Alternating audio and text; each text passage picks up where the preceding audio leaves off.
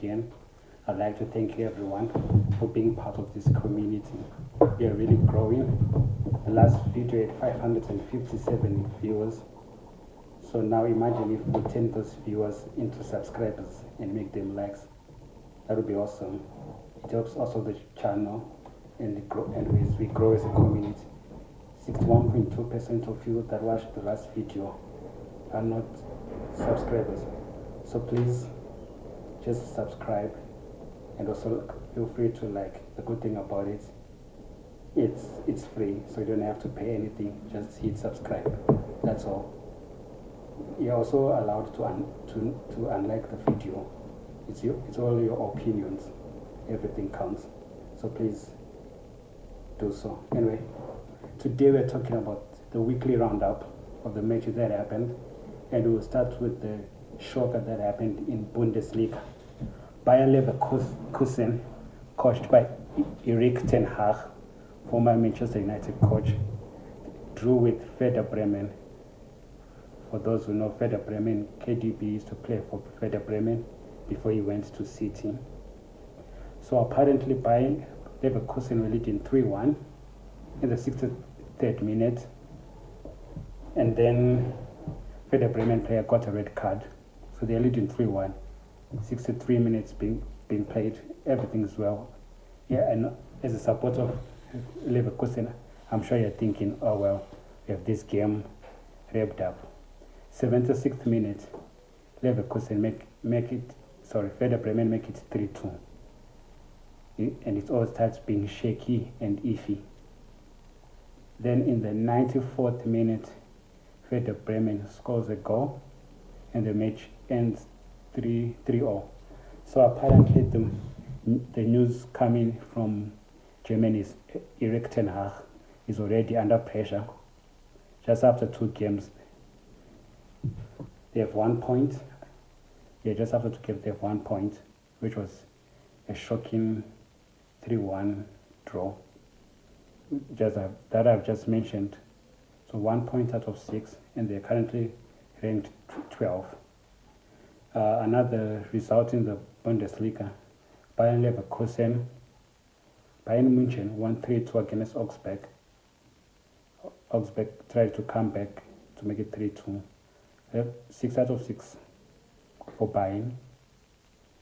Luis Diaz missed a glaring opportunity, but in the end he eventually scored.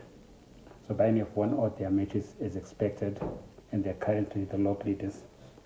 That's what happened in Germany. As players are off to internationals, for those that have been called, they're on their way to their national teams. For those that haven't been called, a few training sessions and some quality time with families, which is a good thing. I know as football fans, we don't really care about internationals, but that's what's happening this week. Then on to another result. AFC Bournemouth defeated Spurs 1-0. Courtesy of Evan Nilsson, great goal. Xavi Simons was paraded before the match started. Very, very great signing for Spurs. I mean, all of that guy. But I'll dig deep about Xavi Simons when I do my transfer roundup, the video might be uploaded today or tomorrow. So please stay tuned, turn that notification bell and stay tuned for it. You'll see it later. City lost 2-1 to Brighton. How the mighty have fallen. Manchester City, back-to-back defeats for Pep Guardiola. They only have 3 points. Manchester City, yes, they only have 3 points. The next match is the Manchester Derby. So currently City are ranked 13th. They have 3 points out of a possible 9 points, and they are ranked 13th. Burnley lost 3-2 against Manchester United in a very open, frenzy match in the second half. Manchester United could have won the game easily the first half, but they kept missing glaring opportunities, and the goal Burnley scored were goalkeeper errors, which is not surprisingly why Manchester United are looking for a goalkeeper as the window goes on today. Rumors have it might be Debo from Aston Villa. He didn't play the last game. Or Semi Lamens from Royal Antwerp in Belgium. So it's between those two. One of them will be Manchester United keeper. I'm sure when the day ends. Mbomo with a goal. He's off and running. He's now 2 for 2 consecutive goals. One in the Prem and one in the Carabao Cup, which they lost to Grimsby. So great for him. On the other news, Mount and Cunha got injured. We are yet to find out how extensive the injuries were, but they got injured in the process. AC Milan won on Friday 2-0 against Lecce. Rafael Leao still out injured. Just Harry, the new signing, was injured, so Luka Modric started. Loftus-Cheek got a goal as well, was in the process. Real Madrid 2-1 victors against Mallorca. It looks like Vinicius Junior is slightly getting back to his top form. Mbappe scored, as he always does. 2-1 victory for Real Madrid, making it 9 out of 9, currently first as well. Manchester United, 4 points out of 9. They're ranked 9th in the league. Napoli won 1-0 against Cagliari, and for the first time after a very, very long time, it wasn't a McTominay show. KD also didn't assist or score. They just about won 1-0, which is also a good thing for them. Romelu Lukaku has been replaced by Rasmus Højlund again. Turn on the notification bell. We'll dig deep about transfers. But Rasmus Højlund is now there officially as well. We'll talk transfers later. Juventus 1-0 victories against Genoa. So as it stands, AC Milan are ranked 8th with 3 points out of 6. Juventus 6 points out of 6. They are first. Second, it's Napoli that have also won their 2 matches. Inter lost 2-1 to Udinese, giving them only 3 points out of a possible 6, and they are ranked 6th in the league. Barcelona drew 1-0 with Rayo Vallecano.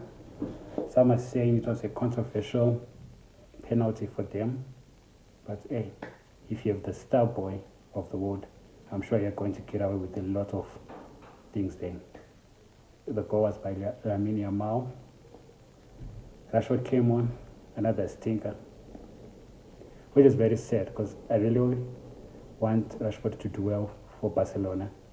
I'm even starting to watch Barcelona matches, which is really hard for me. Like yesterday, I wanted Barcelona to lose, but at the same time, I was hoping Rashford would make an assist or score. Tough watch. Happy with the results as well.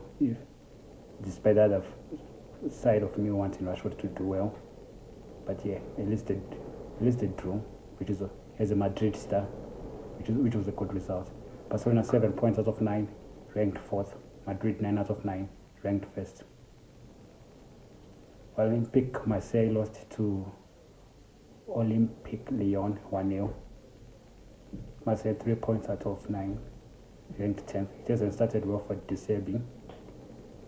Hopefully, after the international break, they kickstart their season. It hasn't been really good for them. Monaco 6 points out of 9. Pogba and Ansu Fati haven't played yet. Eric Dyer, former Spurs and Bayern player, is now their CB. He's at Monaco now. Chelsea won 2-0 against Fulham. It started a bit slow, which they have been doing lately, but at least they are managing to get the points. 2-0 victors. João Pedro and Enzo Fernandez on a penalty. 2-0. The last one, but not least, Arsenal versus Liverpool. So apparently Mikel Arteta decided to go all defensive. He had 8 defenders, or if you want to count Martinelli, because he doesn't do anything, you'd say he went all defensive, 9 defenders. Lack of creativity at all. Odegaard is injured, as we all know, but he came on. Eze didn't start for a reason we will not know. Saka is out. So yeah, as I've been saying to the people that I know, I think Arteta is like Southgate, He has reached his pinnacle. He's taken Arsenal as far as he can, and I think it's time someone else comes in and just finishes the job. It's like England; they've hired Tuchel. Whether he finishes what the nice foundation Southgate set, we are yet to see. That's what Arsenal need, a coach that might be able to finish the good job that Arteta has done, which is a very good job. Let's not discredit his job. He's done really well, very, very well. When he came in, Arsenal were rock bottom, and he turned them around. They have one of the best defensive in the league. So great job for Arteta. But it's time to go. Saliba got injured in the process as well. And Salah finally blanked. For all those fantasy players, it must have been a bad week, especially if he captained Salah. He finally blanked. He had been threatening to do that in the last 2 matches. And it finally came to fruition. A nice blank from Mo Salah. But it took Szoboszlai amazing goal for Liverpool to win the match. Liverpool won, Arsenal knew, courtesy of Szoboszlai's amazing free kick. And Liverpool haven't been on top form. They've just been winning. That's the truth. If you really watch the games, left it late against Bournemouth. Needed a heroic outcome from Chiesa from the bench. The previous match before this one, they needed 16-year-old Dio or more to rescue them. Yesterday against Arsenal, they needed a stupendous free kick from Szoboszlai to also win against Arsenal. So they haven't really been in top gear. But once they get in top gear, once Florian Wirtz starts being Florian Wirtz, very baller, they've just added Alexander Isak to the lineup as well. Scary times in the Premier League, very, very scary times. And I'll say now, they may just go undefeated Liverpool with the team they've just built. Mark Gray might come in as well, very, very scary. Hard times for everyone in the Premier League. Hopefully, football isn't played on Pep, and they pick lots of injuries. It just doesn't click. This is all wishful thinking, because as it stands, on paper, Liverpool look like they won't lose any match. So anyway, thank you for tuning in. Please like, share, comment, and subscribe. To all those that watched the previous video, to all those 557 people that watched, please turn your attention into subscribing as well to help this channel grow. As I said earlier, 61.2 of you are not subscribers. Please do. Just subscribe, then unlike the video. It's okay. It's all love. Thank you for watching.